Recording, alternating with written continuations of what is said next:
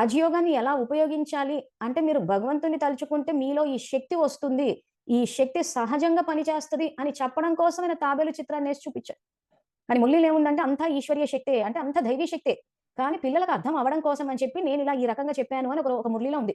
అంటే మీలో ఈ శక్తి ఉందని చెప్పేసి చెప్తున్నాడు. సో అర్థం కావడం కోసం అని చెప్పేసి తాబేలు చిత్రాన్ని వేసి చూపిచ్చాడు. కానీ ఇప్పుడు పరిస్థితి ఎలా ఉంది అంటే ఈ రకంగా ఈ రక్షణ కవచం నుంచి బయటకొచ్చేసాం.